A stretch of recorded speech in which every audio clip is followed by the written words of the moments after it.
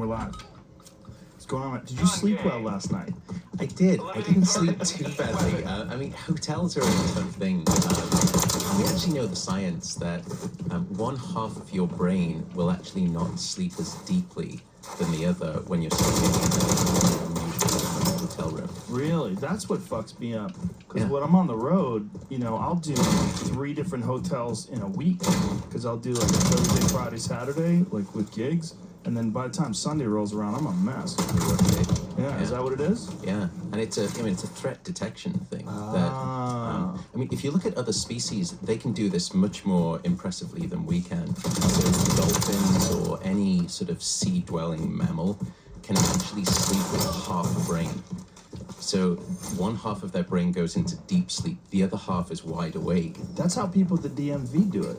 Those people that work at the Department of Motor Vehicles, they work half asleep. You ever meet them? No, just teasing you. I will, if your DMV listening, going, "Fuck you, man! Next time you come in to get your license renewed." That's my next NIH grant, I think. Looking at the DMV and sleep. But yeah, TSA workers, same thing, same type of human. That I've come across. Yeah, them too. I'm just kidding, fuckers. Relax. So when you're in a hotel room, what is happening that half your brain is not really sleeping? Yeah, so there's different stages of sleep. There are 2 principal types. One is non-rapid eye movement sleep. The other is REM sleep, which is also known as dream sleep. Right. And non-rapid eye movement sleep is further divided into 4 separate stages, which are unimaginatively called stages 1 through 4. We're a creative bunch as sleep researchers. It is true, but I think it's also our low IQ. But it's the deep stages of sleep 3 and 4 of that non-rapid eye movement. That's where a lot of sort of body replenishment takes place, vascular system, metabolism, all of those good things. But that's the deep sleep that one half of your brain will resist going into when you're sleeping in a foreign environment. So it stays in this kind of lighter stage, almost like a threat detection system. Right. And you can imagine why. You know, it's an unusual context. Evolutionarily, it would make a lot of sense to just have that sort of on guard one half of the brain. That makes so much sense. And that really, for me, it fills in the blanks of like why, even if I get, 7-8 hours sleep on the road, I'm still kind of just out. Yeah, and that's in fact probably one of the, I think, the most impressive parts of new research on sleep. It's not just about quantity, it's also about quality.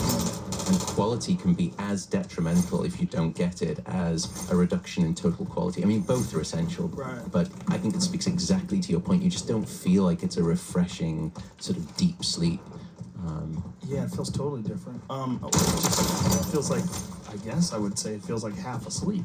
Yeah. I mean, it's really kind of how it does feel. Yeah. One of the things that I noticed, I did this thing with my friends called Sober October, where we didn't smoke any pot or do no drinking at all, nothing for a month. And when I did it, one of the things I found is that after about, I don't know how many days, it was noticeable that I would have these incredibly vivid dreams.